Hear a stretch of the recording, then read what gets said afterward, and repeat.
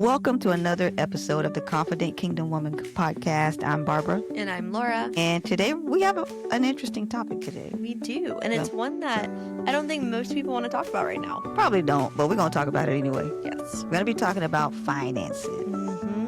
And what happens with your finances as we close out the end of the year.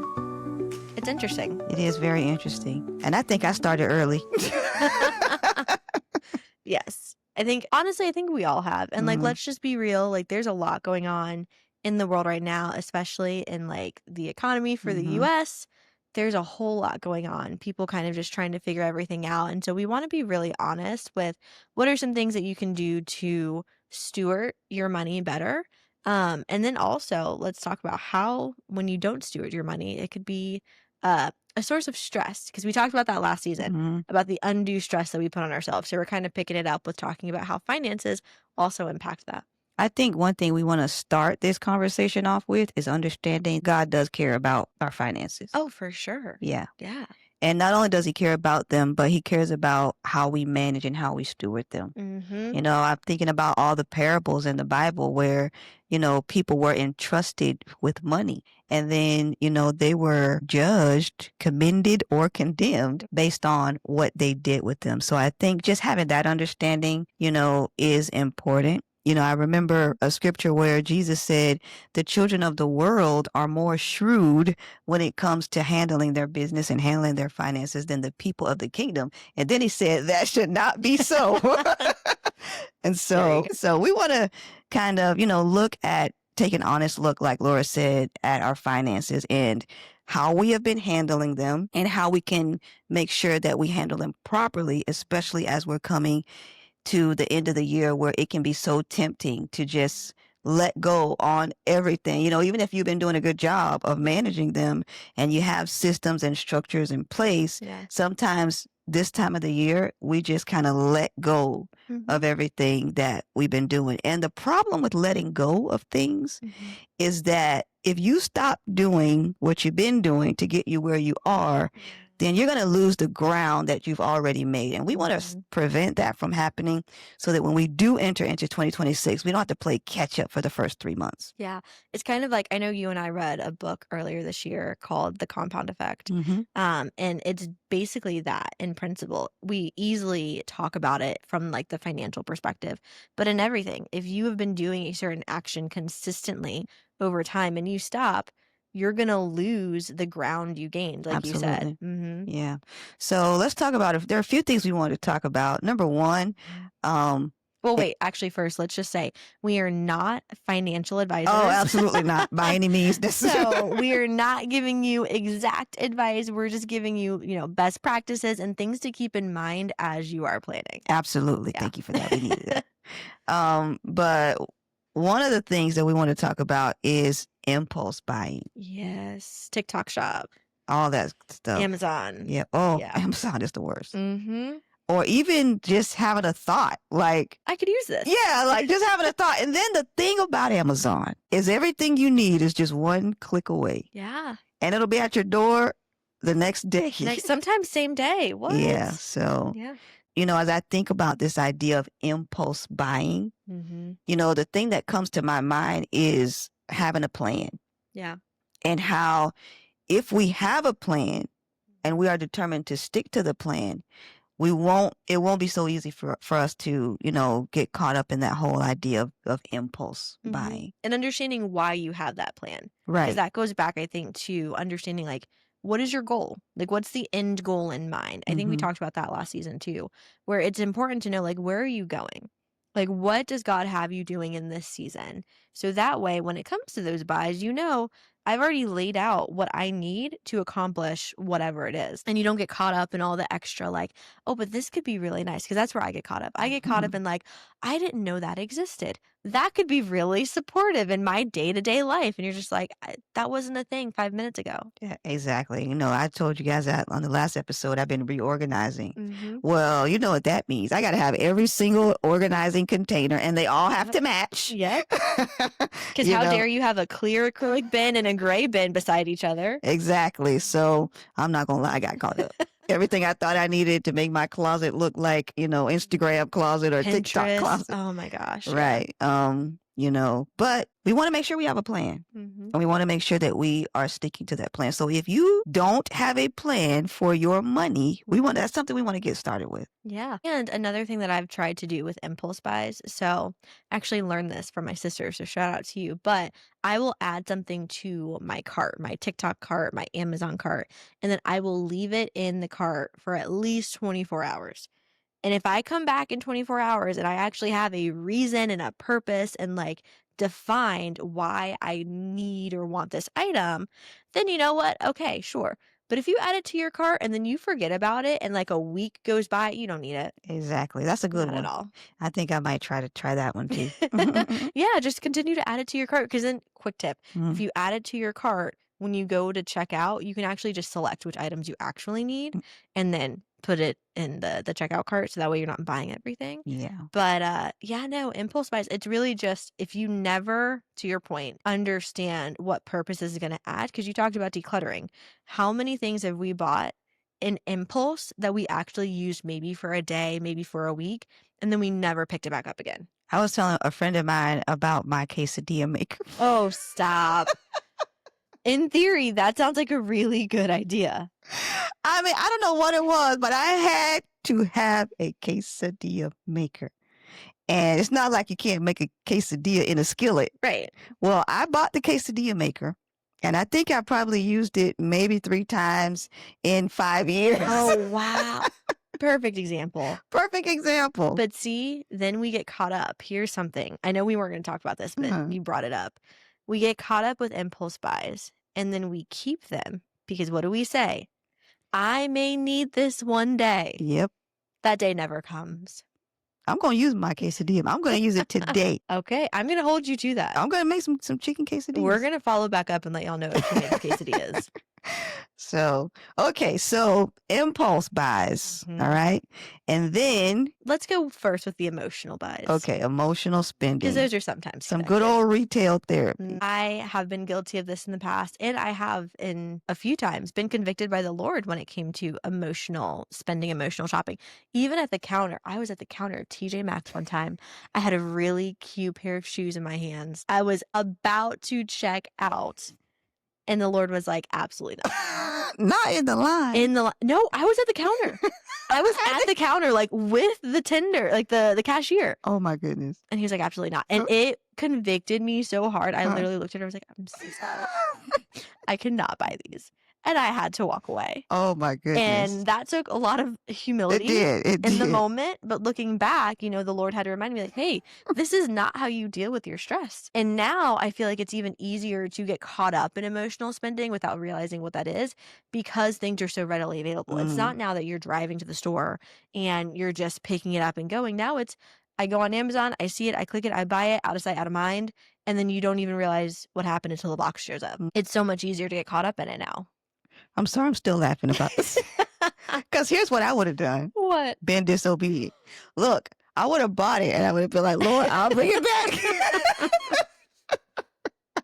I would have been like, Lord, I'll return it tomorrow. It convicted me. I almost had tears. Like, it convicted me so hard. I was at the cashier. Wow, that took a lot of humility. They were really cute pair of shoes. I bet. But, yeah. So I think we have to be very self-aware. Yes. About what is going on and why am I making this purchase? Another example of that could be when you go grocery shopping hungry. I thought about that. Mm-hmm. So it's like, hey, you talked about having a plan. Mm-hmm. You have a grocery list. You know what you're going to make for the week. You walk into the grocery store and now everything looks good. And one, because it's enticing. Mm-hmm. But two, you're like, oh, I could use this. Oh, that sounds really good. Oh, you know what? The Lord knew I needed this right here. Put it right there. Like, no, it's all emotional. Oh, can I share a tip? Yeah. This is something that I did this week, actually, because I have a habit of shopping based on my craving. Yeah. So shopping based on what I want as opposed to based on what I need. So I end up having a bunch of stuff in there in the refrigerator and the cabinet or whatever that I just never use. So I learned this trick that this, you guys probably might already know this, but I just learned it last week. That it just tell ChatGPT what you have in there already, and then it'll tell you what you can make with what you already have. And a lot of times when we go shopping, I'm just speaking for myself. Yeah. I got plenty of stuff in there. It's just I don't know what to do with it, or I don't want it at that moment. But it's been I feel good about myself now, because I'll buy something just for one recipe. Yes. And then 2 weeks later, just throw it away. It just sits there. But see, I did that and I bought some carrots. Okay. Because I was making something that I needed shredded carrots. But a bag of 2-pound or 1-pound bag of carrots costs half as much as the shredded carrots. Yep. So I bought the whole bag of carrots, even though I only needed like one little bit of shredded carrots. Mm-hmm. So I added that to ChatGPT, and I ended up making some garlic butter chicken and vegetables with those carrots. Ooh. And I had some potatoes that I had done the same thing. It's like I just needed for one thing. So anyway, that set me free. That helped me a lot. That's a good tip. Yeah. Yeah. Especially listen, we are all for technology use. Yep. Using it in the right, proper, appropriate ways. That is something I think we can all do this holiday season. Yep. Especially when it comes to spending. That's a good tip. I'm going to use that. Yeah. Because I've never thought about that. I've used ChatGPT for shopping list purposes, but never for, hey, this is what I have. What can I do? Right. See, I saved myself a trip. You did. To the grocery store. Spending money. Grocery store. Spending money that I didn't need to spend. Yep. Yeah. So anyway, that was my tip. So we talked impulse buys. We talked emotional spending. And the last one that we're going to talk about, instant gratification. Which kind of still ties all of these back together. I know a lot of you may hear it and be like, oh, those are all the same thing.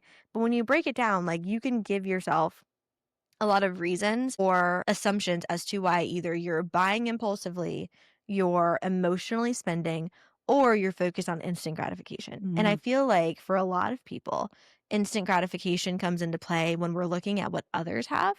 Or you think about it, there's so many different types of influencers on social media now. So they're constantly showing you products. They're showing you how to use it. They're giving you the reasons of why you need it.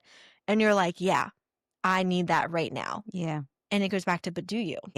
Yeah. And I think when I think about impulse buying, I think about, you're at the store and you see something. Yep. And it just triggers that desire and you just buy it. Yep. But even when we talk about the instant gratification, it could be something that you want or even need, right? Yeah. But we a lot of times will put ourselves in a stressful situation by spending money that we shouldn't spend just to have that thing right now, as opposed to just planning out for it. Yeah. You know, you can still have it. Just not right now. Just not right this minute. And so if you just take the time when you're budgeting for the next month or the next 3 months, whatever it is, that you plan, okay, I'm going to, put aside this amount so that I can get that thing, as opposed to just, going into debt for it or just putting yourself in a tight financial spot. Yeah. You know what hasn't helped with this? What's that? All of the buy now, pay later situations. I have seen, let's just be honest, I've seen opportunities to do that even on things like Uber Eats. Really? Yes. They will allow you to buy now and split this meal into 4 equal Are you payments. serious? And you're just like, what? Wow, I did not know that. So when we talk about instant gratification being such a big opportunity, I mean, if we're doing it for quick fast food meals, who's to say that we're not doing it for when we talk about holiday shopping? Right. When we talk about traveling, getting together with friends and family, or even planning for the new year, Yeah. And all of those things, like I said, are things that you can do. It's just a matter of being intentional, planning, and not having to have everything right this minute. Exactly. I love that. Yeah, I was shocked when I saw that. I was like, yeah, that's crazy. I understand bigger purchases. Right. Like, hey, you're going to invest in something or you need appliances. Right. Those are fine. But I'm talking your meal that you could technically get in your car and go. Meal. You can get in your car and go get it yourself and save yourself a ton of money. But I will say, we do acknowledge that it's intense out there right now. Like when we just think about the job market, when we think about the economy, but we were really just wanting to encourage you to pause and actually start planning out some of these things. Right. Like, hey, okay, you need a new appliance.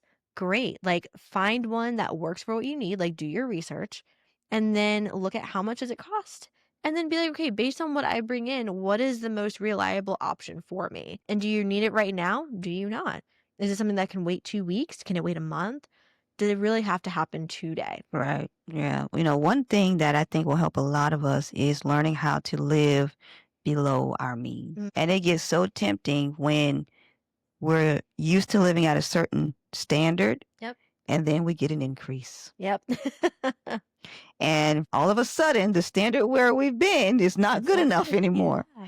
And so we end up, eliminating the margin that God is trying to bring into our lives so that, we can be free to, just obey him and be a blessing to other people. Exactly. And that margin also keeps you from getting, like you said, in that tight spot and causing excess stress. Yep. I think that's what a lot of people, especially when we talk about like finances in the holiday season, they do get that stress because they've not given themselves enough margin. Right. Because of whatever reason. And so if you can just pause. One tip my mother-in-law gave me was, when it comes to increases in your life, how you're living right now, if you're good, if you're comfortable, if you can pay your bills, still have a little bit extra, take that increase and just put it away. Pretend it's not even there because you've been living this long without it.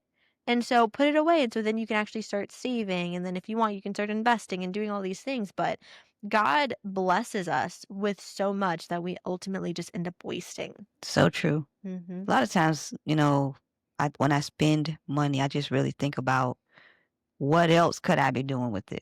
Right now I'm like, okay, even something as small as, going to a fast food restaurant or something like that. It's like sometimes we're so detached from our money that we don't recognize the value of it. And so we just give it away. I'm thinking of that scripture in Isaiah 55 where it says, why do you spend your money on things that don't satisfy? Yep. Because they quote unquote satisfy us in that moment. Yeah. But at the end of the day, you're going to eat that and it's going to be gone. It's going to be gone. And then you're going to be looking for that next thing Absolutely. to make you feel that certain way. And it's tough. I get it. Like, we're not sitting here judging anyone because I'm like, we all have our impulse buys, our emotional shopping moments. But we do have to have a level of self-awareness to understand that, okay, you know what? How can I become a better steward of what God has blessed me with? And we talk about that a lot. We talk about stewarding our finances, our relationships, stewarding our bodies and our health. Our time. Like, God is always looking for us to be the best stewards of what he has given us in this life. We're going to close this out, but I got one thing I want to mention before we do. What? Subscriptions. Oh, dear. Yeah. How many times do we... I just went through my own list. I did. I will raise my hand. I went through my own list 2 days ago of like, okay, what have I subscribed to? What do I need to unsubscribe to? Because you get so caught up and you're like, I need this thing. Right. And it may have been great. And then guess what? Either you forgot about it, you haven't looked at it, and now it's constantly taking money out of your account. And like you said, we become so detached from how our money goes and where it comes from and how we spend it. I mean, think about it. It went from you have to barter to we have coins and cash to now we have these digital cards to now I can just tap my phone and not even have to look at how much money I have and just boop. I never thought about how technology can cause that to happen, that detachment. Yeah. I listen to Dave Ramsey a lot. And back, he doesn't do it so much now, but back in the day, he used to always say use cash for that very reason. Yep. Because when you feel that money leaving your hand, it's like... Yeah. It's like, okay, I know we were supposed to be ending, but right. you just made me think of it. So have you seen all those videos online where it's like girl math? I haven't seen that. Like, that's not on my algorithm. Okay, I'm going to have to send it to you because every husband is like, this doesn't make sense. And every woman is like, but it does. So if I go and buy something, right? And I bought it, I purchased it, it didn't work out, I'm going to return it. The money I get back, we're like, oh, I have more money now. And all of the husbands, of course we do. And men are like, no, you just have the money that you, but we're like, but it's already out of the account. So, and then we go right back around and go buy something else. Exactly. So talking about that detachment, it's just like, we have to become just way more aware and intentional about how we spend and where it's going. Absolutely. So in this year, as we close out this year, we are going to tighten up. Yes. Yes. Yep. And what are some ways that we can tighten up really quick? I think budgeting and planning is, I think, one of the main ways that we can do that. It's just having a plan for your money, you know, and not just, okay, I got paid, let me just go do this, that. No, no. We need to have a plan for your money. And it helps if you have a plan for your grocery shopping too. It does. And budgeting is not a curse word. Like, let's just put that out there. It's not. Because I feel like in our generation, it's like, I don't need to budget. You do. You do need to budget. Like, you need to understand what goes where and how it's going. And I think also when budgeting, give yourself margin for those fun things. So since I was single, even now into like my marriage, I have what I call my fun account. And my fun account is just a set amount of money that I put there every month that allows me to, if I want to go to Starbucks, if I want to get my nails done, if I want to do something, I have a separate account that I can do that with. Like, I'm not touching anything else, but that takes planning and intentionality. And, you know, for some, like, yeah, that fun money, it may be $25. I remember in college and in my early career, like, it was like $25 every paycheck. That it's like, if I just want to go do something, I have something there. But just being able to set aside, and if you want to make it even better, make it cash and keep the cash in your purse and your wallet. Because when you spend cash, once it's gone, it's gone. It's gone. That's it. Yeah. So, any other tips you have? I would say start where you are. Oh, that's a good one. Don't get so caught up in like, oh my gosh, I need to save $5,000 by the end of the year. If you just need to save $100, start where you are. Because when God honors your intention, He will help you. He will meet you where you're at. But don't get caught up trying to see like, oh, I need, you know, an IRA and all that. No. Start where you are. Start slow and then build up. Sounds like a plan. There we go. So that's all we have. We are super excited to be back. We hope you found this super helpful, and we will see you in the next episode.